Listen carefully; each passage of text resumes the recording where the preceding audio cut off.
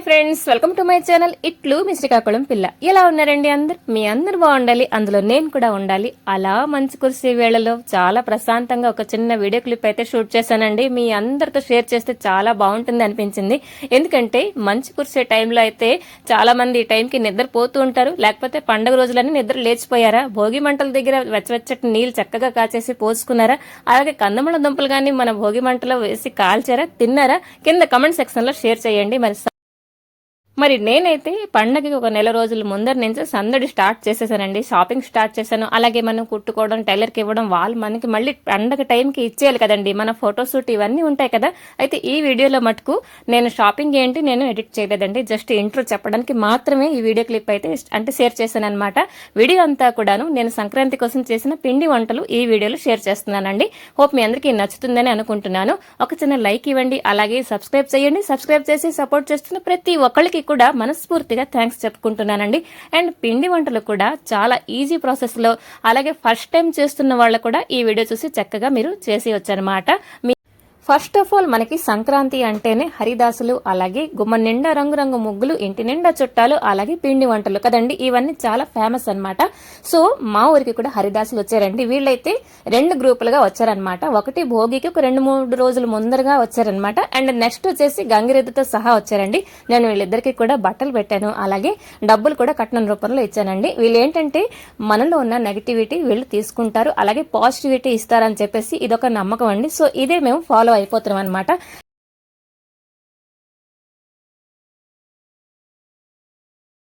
నేనైతే గోదాదేవి కళ్యాణం చేశానండి భోగి రోజు. అలాగే నెక్స్ట్ వీడియోలోన నా సంక్రాంతి షాపింగ్, అలాగే గోదాదేవి కళ్యాణం కూడా చక్కగా ఎడిట్ చేసి మీతో షేర్ చేస్తాను. ఎందుకంటే కళ్యాణం చూడడం కూడా చాలా మంచిదండి. సో ఈ వీడియోలో అయితే ఓన్లీ పిండి వంటలు ఇవన్నీ వచ్చాయి కాబట్టి కళ్యాణం ఇందులో యాడ్ చేయలేదండి, ఎక్కువ లెందీ అయిపోతుందని చెప్పేసి.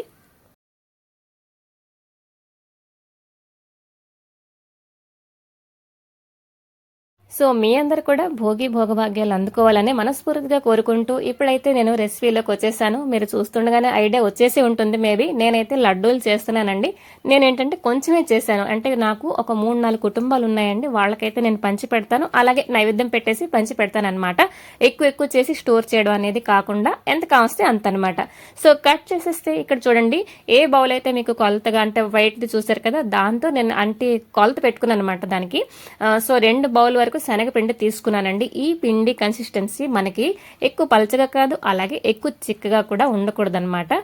సో 2 బౌల్ వరకు నాకు వాటర్ అయితే సరిపోయింది. అండ్ ఒక చిటికెడు సాల్ట్ అయితే యాడ్ చేశానండి, అలాగే ఒక చిటికెడు అయితే వంట సోడా కూడా యాడ్ చేశాను అనమాట. ఇదేంటంటే మనకి బూందీ అంటే గొల్లగా వస్తుంది అనమాట బూందీ. అలాగే మనం ఆయిల్ అయితే కొంచెం వేడెక్కిన తర్వాతనే బూందీ మనం వేసుకోవాలండి. ఇదైతే ఒక టిప్ షేర్ చేస్తున్నా.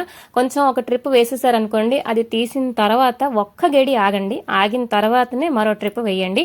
మన దగ్గర బూందీ జల్లెడి ఉన్నది అని అంటే జల్లెడ ఈజీగా అయిపోద్ది, లేకపోతే మనం చట్రంతో కూడా వేసుకోవచ్చు. సో సైజులో కొంచెం తగ్గిపోతుంది. ఇంకొకటి చెప్పడం మర్చిపోయానండి, మీరు వంట సోడా యాడ్ చేసినప్పుడు అండి, అంటే పిండి అంతా కలిపిన తర్వాత లాస్ట్లో వేయండి.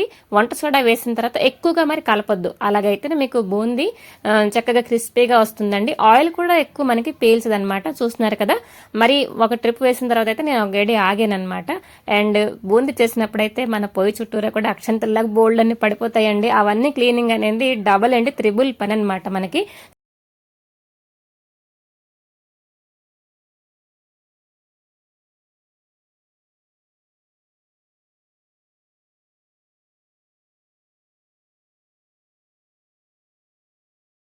మరి ఇంకొక టిప్ ఏంటంటే, మీరు ఎక్కువగా కూడా మన కడాయి నింపి వద్దనమాట. ఒక 2 గరిటెలు వేసారంటే ఆ బూందీ అంతా కూడా మనకి ఏంటంటే ఆయిల్ అవి ఫ్రీగా వేగాలన్నమాట. ఎక్కువగా వేసేసారంటే ఇలాగ పకోడీ టైప్ వచ్చేస్తుందండి, అస్సలు బాగోదు. అది ఇంకొకటైతే టిప్. ఇప్పుడు ఏంటంటే నేను పాకం చేస్తున్నానండి. సేమ్ ఎంత నేను శనగపిండి తీసుకున్నానో అంతే క్వాంటిటీ నేనైతే పంచదార కూడా తీసుకున్నానండి. సో వాటర్ అయితే కొంచెం యాడ్ చేయండి. పాకం కూడా మనకి మరీ గట్టిగా కాదు, అలాగే మరీ లేత పాకం కూడా కాదండి. అండ్ బూందీ వేయించుతున్నప్పుడు మన గుండ కాజు ఉంది కదా, అది కూడా కొంచెం ఫ్రై చేసేసి బూందీలో కలిపేస్తాను. లడ్డూలు ఏంటంటే ఫుల్గా ఉండే కాజు కంటే ఇలా గుండగా ఉంటే ప్రతి వైట్లో అంటే ప్రతి లడ్డూలు మనకి కొన్నేసి వస్తాయన్నమాట గుండ కాజు. చూడండి ఈ విధంగా అయితే నేను పాకం కూడా ఇప్పుడు యాడ్ చేసేస్తున్నాను. మరి పాకం వేసిన తర్వాత అండి ఒక 3 నుంచి 4 గంటల వరకు వదిలిపెట్టేశాను. మనకేంటంటే బూందీ అంతా కూడా ఈ పాకం పీల్చేస్తేనే జ్యూసీగా బాగుంటుందండి. ఒకవేళ మీకు అనిపిస్తున్నది అనుకోండి పాకం ఎక్కువగా ఉన్నది అనిపిస్తే కొంచెం ఆపేయండి, ఉంచేయండి. నాకైతే సరిగ్గా సరిపోయిందండి. సో ఈ విధంగా బూందీ అంతా కూడా ఒక వెడల్పాటి గిన్నెలో అయితే తీసేసుకున్నాను కదండి. ఇదంతా కలిపేస్తున్నాను. చెప్పాను కదండి, ఒక 3 గంటల వరకు వదిలిపెట్టాలి. అండ్ ఇదంతా కలిపేసిన తర్వాత అండి ఒక 2 స్పూన్ల వరకు నేనైతే నెయ్యి యాడ్ చేశాను అనమాట. ఇది వచ్చేసి ఫ్లేవర్ కోసం. ఆ తర్వాత పచ్చకర్పూరం కూడా ఒక చిన్న గింజ, ఆవ గింజ అనుకోండి కొలత, అలాగా ఆవ గింజ అంతా పచ్చకర్పూరం కూడా గుండ చేసేసి వేసాను అనమాట. చూడండి ఎంత జ్యూసీగా వచ్చింది కదా. మీరు ఈ విధంగా అయితే బూందీ కూడా సర్వ్ చేసేసుకోవచ్చు అనమాట.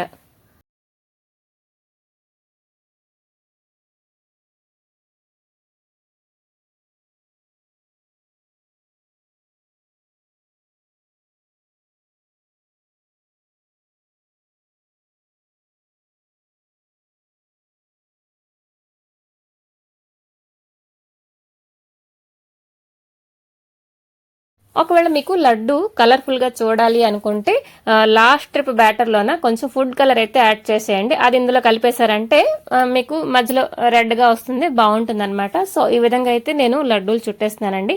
సో నాకైతే ఒక 11 12 వచ్చాయనమాట. మన సైజ్ చూసుకోవాలి. ఒకవేళ మీకు చిన్న సైజ్ చేశారంటే కొంచెం ఎక్కువ క్వాంటిటీ వచ్చేస్తుంది, అందరికీ తెలిసిందే. సో పంపకాలు ఎక్కువ అనుకుంటే కొంచెం చిన్న సైజు చేసుకోవాలండి. చూస్తున్నారు కదా, లడ్డూలు అయితే సూపర్ గా వచ్చాయనమాట. అండ్ నెక్స్ట్ నా పిండి వంట వచ్చేసి ఒబ్బట్లు. భోగి రోజు ఏంటంటే ఒబ్బట్లు పులిహార చెయ్యాలండి. ఎందుకంటే గోదాదేవి కళ్యాణం కదా, కాబట్టి అంటే పెళ్లి జరుగుతున్నది అని అంటే పూర్ణం తప్పకుండా వేస్తాం అనమాట మా ఇంట్లో. మరి మైదా పిండి అయితే మార్నింగ్ కలిపేశానండి. ఎందుకంటే కనీసం అది కూడా మనకి 4-5 గంటల సేపు నాంతనే మనకి ఒబ్బట్లు అనేవి బాగా వస్తాయి అనమాట. లేకపోతే మీరు అప్పుడప్పుడు కలిపాను, లేకపోతే ఒబ్బట్లు అప్పుడప్పుడే చేసేసుకుంటానంటే అస్సలు బాగా రాదండి. సో కట్ చేస్తే పిండి కలిపేశాను కదా. ఇప్పుడు వచ్చేసి పప్పు ఉడికించేస్తున్నానండి. పప్పు కూడా ఏంటంటే ఒకవేళ మీరు సాఫ్ట్ గా కుక్కర్ లో ఉడికించేసారంటే మిక్సీ పట్టక్కర్లేదు. నేను మీకు ఇక్కడ నెక్స్ట్ చూపిస్తాను.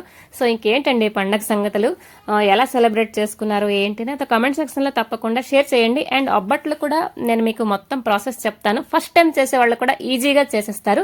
ఇక్కడ చూడండి, పప్పు మనకి కుక్కర్ లో ఉడికించాం కదా, సూపర్ సాఫ్ట్ గా అయితే ఉడికిపోయింది శనగపప్పు.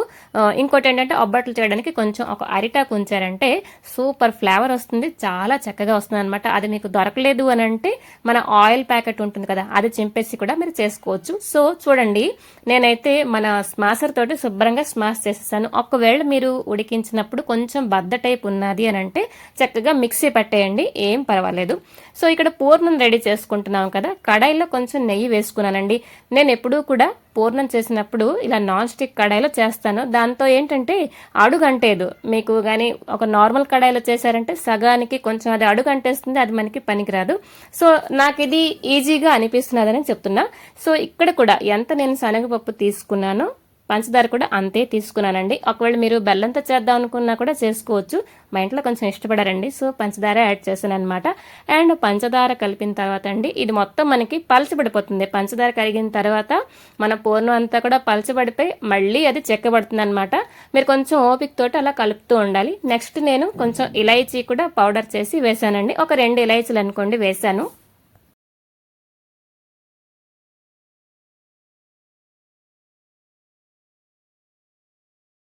అండ్ ఫైనల్ గా మన పూర్ణం అయితే రెడీ అయిపోయిందండి. ఇక్కడ గోరువెచ్చగా ఉన్నప్పుడైతే నేను బాల్స్ లా చుట్టేశాను. అండ్ ఫైనల్ గా ఇలా అరిటాకు మీద కొంచెం నెయ్యి అప్లై చేస్తూ ఒబ్బట్ల కోసం నేను రెడీ చేసేసుకుంటున్నాను అనమాట. చూస్తున్నారు కదా, మైదా కూడా శుభ్రంగా నానిపోయింది. లేకపోతే మీకు నానలేదంటే మైదా అస్సలు ఒత్తబడదండి, చెప్తున్నాను. చూస్తున్నారు కదా, సూపర్ సాఫ్ట్ గా మనకి మైదా అయితే రెడీ అయిపోవాలన్నమాట. అండ్ ఇంకోటి ఏంటంటే మీరు ఒబ్బట్లు చేసేటప్పుడు తవా కూడా ప్రీ హీట్ చేసేయండి. కొంచెం ఎక్కువ వేడిగా ఉన్నప్పుడేనే మనకి ఒబ్బట్లు సాఫ్ట్ గా అంటే సరిగ్గా వస్తాయి. లేకపోతే మీరు లో ఫ్లేమ్ లో పెట్టారనుకోండి ఒబ్బట్లు గట్టిగా వస్తాయి, అలాగే పెనంకి అతుక్కోపోతాయి అనమాట.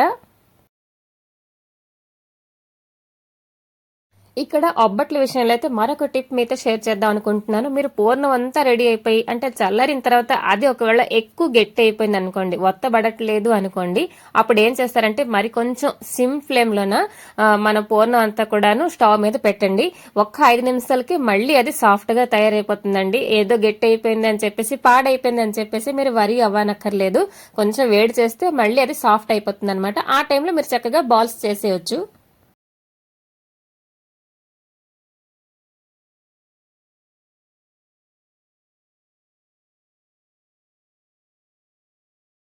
అబ్బట్లు అయితే సూపర్ సాఫ్ట్ గా వచ్చేసాయి, చాలా చక్కగా వచ్చాయండి. మీరు ఒకసారి మస్ట్ ట్రై చేయండి. లేదు మీరు ఇంకే విధంగా చేస్తున్నారంటే నాతో కామెంట్ సెక్షన్ లో షేర్ చేయండి, నేను కూడా తప్పకుండా నేర్చుకుంటాను. మరి కట్ చేసేస్తే ఇప్పుడు నేను నెక్స్ట్ షేర్ చేసుకుంటున్న రెసిపీ వచ్చేసి సున్నుండలండి. ఏంటంటే మనం సార్ ఐటమ్స్ అన్ని పెడతాం కదా, వాటిల్లో కొన్ని అయితే నేను చూస్ చేసుకున్నాను, అవైతే చేస్తున్నాను అనమాట పెళ్లికి. ఎవరి పెళ్లి అనుకుంటున్నారా? గోదాదేవి కళ్యాణం కదండి. సో నేనైతే లడ్డూలు అలాగే మినపసన్ని ఇవన్నీ చేశానమాట. సో మినపప్పు అయితే నేను కొంచెం ఫ్రై చేశానండి, డ్రై రోస్ట్ చేశాను. అలాగే లాస్ట్ లోనే కొంచెం రైస్ అయితే యాడ్ చేశాను. ఎందుకో చెప్పిదండి, అదేంటంటే ఓన్లీ మినపప్పు ఒకళ్ళు మనం యాడ్ చేసాం అనుకోండి, అది నవిలినప్పుడు లేకపోతే మింగినప్పుడు కొంచెం అంటుకున్నట్టుగా ఉంటుందన్నమాట. రైస్ వేసేసారంటే మారా బాధ ఉండదు. సో ఇక్కడ చూడండి మిక్సీ పట్టేస్తాను మినపప్పు అండ్ రైస్ కూడాను. అలాగే కొంచెం గోరువెచ్చని నెయ్యి యాడ్ చేశాను. కొంచెం యాడ్ చేసుకున్న తర్వాత అండి మొత్తం కలిపేశాను అనమాట పిండి. ఆ తర్వాత కొంచెం నెయ్యి యాడ్ చేసుకుని మన మినపసొన్న అయితే నేను రెడీ చేసుకున్నాను అనమాట. అండ్ పంచదార కూడా ఎంత మినపప్పు తీసుకున్నానో అంతే యాడ్ చేశానండి. ఇంకోటి ఏంటంటే నేను మినపసొన్ని చిన్న బాల్స్ చేస్తానండి, ఎక్కువ పెద్దగా చేశాను అనమాట. ఎందుకంటే ఒకేసారి మనం పెద్దగా తినలేము కదా, కాబట్టి చిన్న బాల్స్ లాగే చేశాను. సో దట్ మనకి క్వాంటిటీ కూడా ఎక్కువ వస్తుంది అనమాట. అండ్ మీకు స్క్రీన్ ప్లేలో అక్కడ మోతిచూర్ లడ్డు కూడా కనబడుతుంది కదా, అది కూడా చేశాను. బట్ ఏంటంటే వీడియో ఎక్కువ లెందీ అయిపోద్దేమో అని చెప్పేసి ఎలాగో లడ్డు షేర్ చేసేస్తానని చెప్పేసి ఇదైతే స్కిప్ చేశాను అనమాట.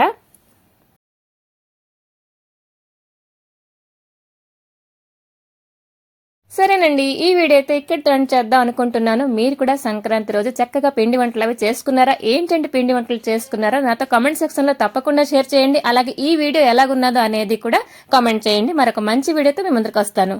Till then take care and bye bye.